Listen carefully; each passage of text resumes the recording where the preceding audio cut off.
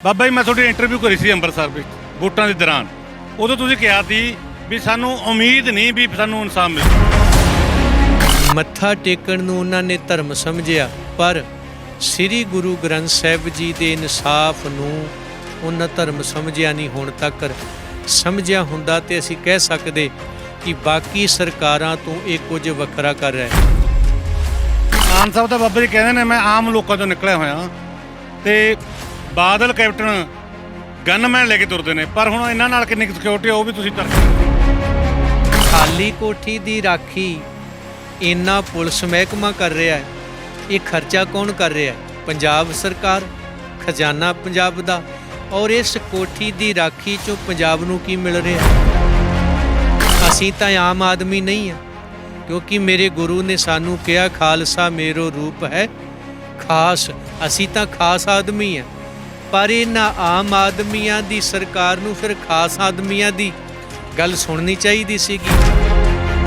ਭਾਵੇਂ ਮੈਂ ਇਕੱਲਾ ਹੀ ਬੈਠਾ ਰਵਾਂ ਕੋਈ ਗੱਲ ਨਹੀਂ, ਸ਼ਾਮ ਨੂੰ ਸੋਧਰ ਦਾ ਪਾਠ ਹੋਊ, ਕੀਰਤਨ ਹੋਊ ਤੇ ਸ਼ਬਦ ਰੋਜ਼ ਪੜਿਆ ਜਾਊ ਕੁੱਤਾ ਰਾਜ ਬਹਾਲੀ, ਤੇ ਸਵੇਰੇ ਫਿਰ ਦੀਵਾਨ ਸੱਜਣਗੇ, ਸ਼ਬਦ ਫਿਰ ਪੜੇ ਜਾਣਗੇ। ਕਿਉਂਕਿ ਕੰਨਾਂ ਤੱਕ ਆਵਾਜ਼ ਜਦ ਤੱਕ ਪਹੁੰਚ ਨਹੀਂ ਜਾਂਦੀ, ਇਨਸਾਫ ਮਿਲ ਨਹੀਂ ਜਾਂਦਾ।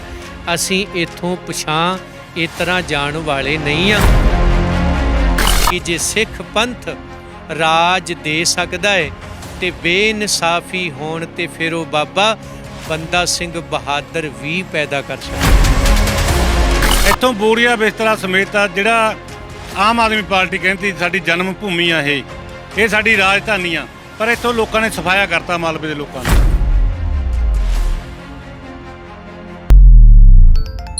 ਸਤਿ ਸ਼੍ਰੀ ਅਕਾਲ ਜੀ, ਤੁਸੀਂ ਦੇਖ ਰਹੇ ਹੋ D5 ਚੈਨਲ ਪੰਜਾਬੀ। ਮੈਂ ਇਕਬਾਲ ਸਿੰਘ ਫੱਗੂਵਾਲਾ, ਜਿੱਥੇ ਸੰਗਰੂਰ ਧਰਨੇ ਦਾ ਕੇਂਦਰ ਬਣਿਆ ਹੋਇਆ। ਮੈਂ ਕੈਮਰਾਮੈਨ ਨੂੰ ਕਹੂੰਗਾ ਦਿਖਾਉਣ ਇੱਧਰ ਭਗਵੰਤ ਮਾਨ ਦੀ ਕੋਠੀ ਦਾ ਰਾਹ, ਜਿਹੜਾ ਕਿ ਬੈਰੀਗੇਟ ਲਾ ਕੇ ਐਡੇ ਐਡੇ ਬੈਰੀਗੇਟ ਪਹਿਲਾਂ ਦਿੱਲੀ ਚੰਡੀਗੜ੍ਹ ਦੇਖਦੇ ਹੁੰਦੇ ਸੀ, ਜਿਹੜੇ ਹੁਣ ਭਗਵੰਤ ਮਾਨ ਦੀ ਕੋਠੀ ਮੂਹਰੇ ਲੱਗ ਗਏ ਨੇ, ਕਿਉਂਕਿ ਇਹ ਆਮ ਆਦਮੀ ਦੀ ਸਰਕਾਰ ਆ।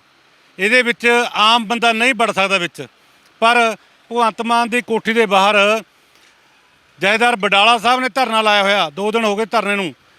ਮੈਂ ਇੱਕ ਗੱਲ ਹੋਰ ਦੱਸਣੀ ਚਾਹੁੰਦਾ, ਚੋਣਾਂ ਦੇ ਦੌਰਾਨ ਬਾਬਾ ਜੀ ਦੇ ਦਰਸ਼ਨ ਕਰਨ ਦਾ ਟਾਈਮ ਮਿਲਿਆ, ਅਸੀਂ ਉੱਥੇ ਇੰਟਰਵਿਊ ਕਰੀ ਇਹਨਾਂ ਦੀ। ਇਹਨਾਂ ਨੇ ਸੰਗਤ ਨੂੰ ਉਦੋਂ ਵੀ ਸੁਚੇਤ ਕਰਤਾ ਸੀ ਵੀ ਆਮ ਆਦਮੀ ਦਾ ਕੋਠਾ ਪਹਿਨ ਕੇ ਬਣ ਰਹੀ ਸਰਕਾਰ ਵੀ ਆਮ ਸਰਕਾਰਾਂ ਵਰਗੀ ਹੋਊਗੀ, ਸਾਨੂੰ ਨਹੀਂ ਲੱਗਦਾ ਵੀ ਇਹ ਇਨਸਾਫ ਦੇਊਗੀ। ਤੇ ਉਦੋਂ ਅਸੀਂ ਇਹਨਾਂ ਦੀ ਇੰਟਰਵਿਊ ਕਰੀ, ਦਰਸ਼ਕਾਂ ਨੇ ਵੀ ਵਧੀਆ ਸਰਾਹਿਆ ਸੀ। ਅੱਜ ਕਰਦੇ ਹਾਂ ਬਾਬਾ ਜੀ ਨਾਲ ਗੱਲ। ਬਾਬਾ ਜੀ ਪਹਿਲਾਂ ਸਿਹਤ ਸੁਣਾਓ, ਠੀਕ ਠਾਕ ਹੋ? ਵਾਹਿਗੁਰੂ ਜੀ ਕਾ ਖਾਲਸਾ, ਵਾਹਿਗੁਰੂ ਜੀ ਕੀ ਫਤਿਹ। ਸਿੰਘ ਤੇ ਸਰਕਾਰਾਂ ਨੇ ਪੁੱਠੇ ਵੀ ਟੰਗ ਛੱਡੇ ਤਾਂ ਉਦੋਂ ਵੀ ਕਹਿੰਦੇ ਸੀ ਚੜ੍ਹਦੀ ਕਲਾ, ਤੇ ਸਾਡਾ ਵੀ ਜਵਾਬ ਉਹੀ ਆ ਵੀ ਚੜ੍ਹਦੀ ਕਲਾ 'ਚ ਹੀ ਆ। ਬਾਬਾ ਜੀ ਬੜੀ ਚੜ੍ਹਦੀ ਕਲਾ ਵਾਲੇ ਇਨਸਾਨ ਨੇ। ਇਹਨਾਂ ਨੇ ਵੋਟਾਂ ਤੋਂ ਪਹਿਲਾਂ ਬਾਬਾ ਜੀ ਮੈਂ ਤੁਹਾਡੀ ਇੰਟਰਵਿਊ ਕਰੀ ਸੀ ਅੰਮ੍ਰਿਤਸਰ ਵਿੱਚ ਵੋਟਾਂ ਦੇ ਦੌਰਾਨ। ਉਦੋਂ ਤੁਸੀਂ ਕਿਹਾ ਸੀ ਵੀ ਸਾਨੂੰ ਉਮੀਦ ਨਹੀਂ ਵੀ ਸਾਨੂੰ ਇਨਸਾਫ ਮਿਲ ਜੂ। ਦੇਖੋ ਜੀ, ਉਹ ਤੁਹਾਨੂੰ ਸੱਚ ਹੀ ਕਿਹਾ ਸੀਗਾ, ਕਿਉਂਕਿ 6 ਮਹੀਨੇ ਹੋ ਗਏ ਪੰਜਾਬ ਸਰਕਾਰ ਬਣੀ ਨੂੰ। ਭਗਵੰਤ ਸਿੰਘ ਮਾਨ ਜੀ ਹੋਣੀ 4-5 ਦਫਾ ਸ੍ਰੀ ਦਰਬਾਰ ਸਾਹਿਬ ਗਏ, ਬੰਦ ਕਮਰੇ 'ਚ ਬਾਦਲ ਕਿਆਂ ਦੇ ਬੇਬੀ ਜਥੇਦਾਰ ਨੂੰ ਮਿਲੇ, ਉਹਨਾਂ ਲਈ ਸਿਕਿਉਰਿਟੀ ਦਾ ਪ੍ਰਬੰਧ ਵੀ ਕਰਦੇ ਰਹੇ। ਮੱਥਾ ਟੇਕਣ ਨੂੰ ਉਹਨਾਂ ਨੇ ਧਰਮ ਸਮਝਿਆ, ਪਰ ਸ੍ਰੀ ਗੁਰੂ ਗ੍ਰੰਥ ਸਾਹਿਬ ਜੀ ਦੇ ਇਨਸਾਫ ਨੂੰ ਉਹਨਾਂ ਧਰਮ ਸਮਝਿਆ ਨਹੀਂ ਹੁਣ ਤੱਕ। ਸਮਝਿਆ ਹੁੰਦਾ ਤੇ ਅਸੀਂ ਕਹਿ ਸਕਦੇ ਕਿ ਬਾਕੀ ਸਰਕਾਰਾਂ ਤੋਂ ਇਹ ਕੁਝ ਵੱਖਰਾ ਕਰ ਰਿਹਾ ਹੈ।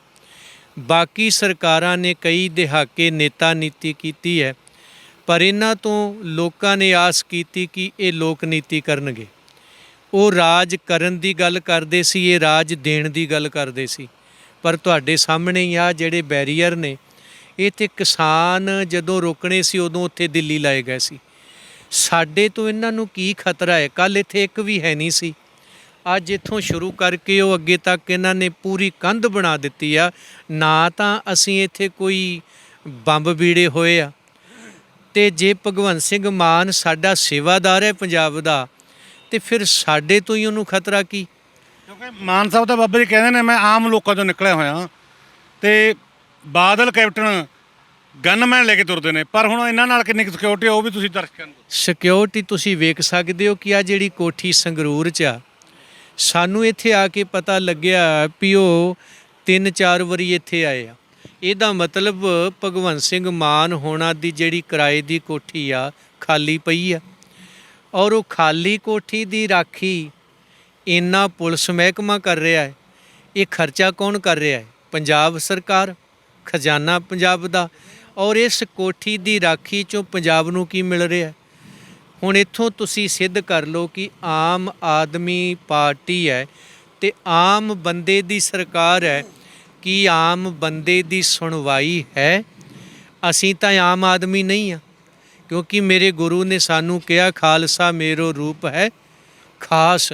ਅਸੀਂ ਤਾਂ ਖਾਸ ਆਦਮੀ ਆ, ਪਰ ਇਹਨਾਂ ਆਮ ਆਦਮੀਆਂ ਦੀ ਸਰਕਾਰ ਨੂੰ ਫਿਰ ਖਾਸ ਆਦਮੀਆਂ ਦੀ ਗੱਲ ਸੁਣਨੀ ਚਾਹੀਦੀ ਸੀਗੀ ਤੇ ਖਾਸ ਗੁਰੂ ਦੀ ਵੀ ਗੱਲ ਸੁਣਨੀ ਚਾਹੀਦੀ ਸੀ।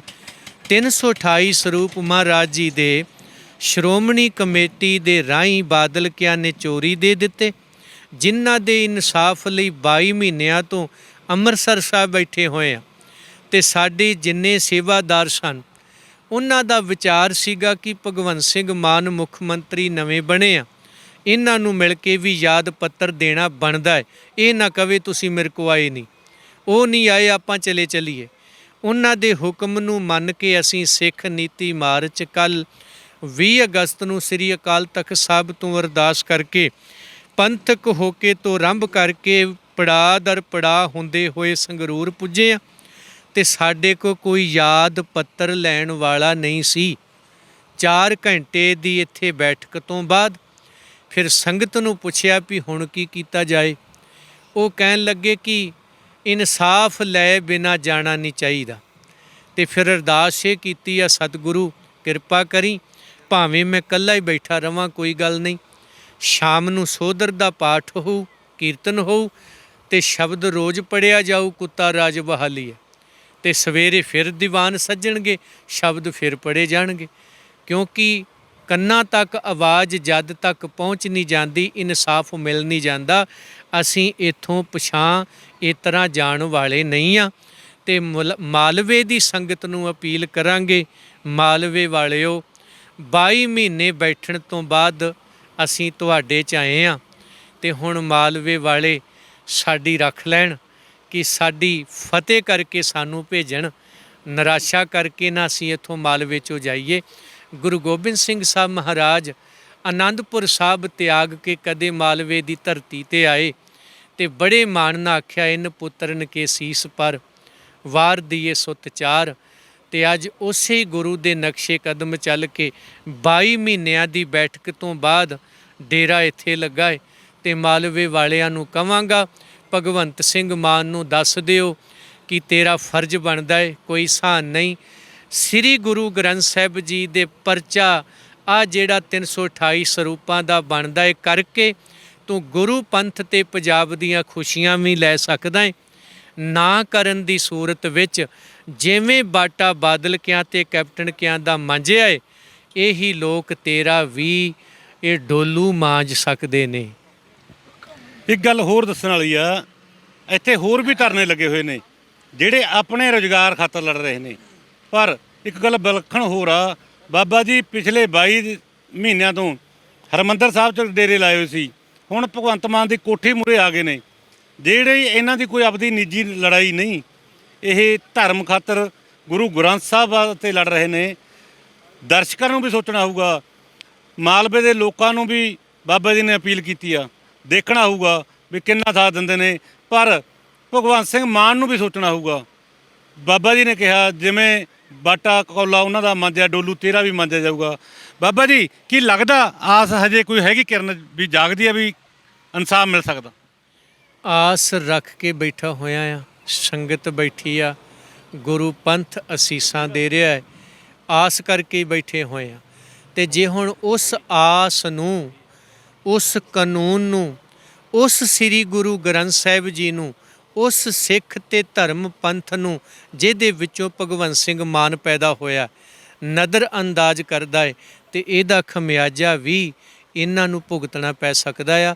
ਕਿਉਂਕਿ ਬਹਾਦਰ ਸ਼ਾਹ ਮਹਾਰਾਜ ਜੀ ਦੀ ਚਰਨ ਸ਼ਰਨ ਚ ਆਇਆ, ਮੈਨੂੰ ਰਾਜ ਬਖਸ਼ੋ, ਮੈਂ ਤੁਹਾਡਾ ਇਨਸਾਫ ਕਰੂੰਗਾ ਸਾਹਿਬਜ਼ਾਦਿਆਂ ਦੀ ਸ਼ਹੀਦੀ ਦਾ। ਮਹਾਰਾਜ ਜੀ ਨੇ ਉਹਨੂੰ ਰਾਜ ਭਾਗ ਦਿੱਤਾ। ਰਾਜ ਤੇ ਬਹਿ ਕੇ ਮੁੱਖ ਮੰਤਰੀ ਬਣਨ ਤੋਂ ਪਹਿਲਾਂ ਬਹਾਦਰ ਸ਼ਾਹ ਦੀ ਸੋਚ ਹੋਰ ਸੀ ਤੇ ਕੁਰਸੀ ਤੇ ਬੈਠਣ ਤੋਂ ਬਾਅਦ ਕੁਝ ਹੋਰ ਹੋ ਗਿਆ ਸੀ। ਤੇ ਮਹਾਰਾਜ ਜੀ ਨੇ ਫਿਰ ਉਹ ਜਵਾਬ ਉਹਦਾ ਕਿਵੇਂ ਦਿੱਤਾ ਕਿ ਸਾਡੇ ਕੋਲ ਬੰਦਾ ਸਿੰਘ ਬਹਾਦਰ ਹੈ।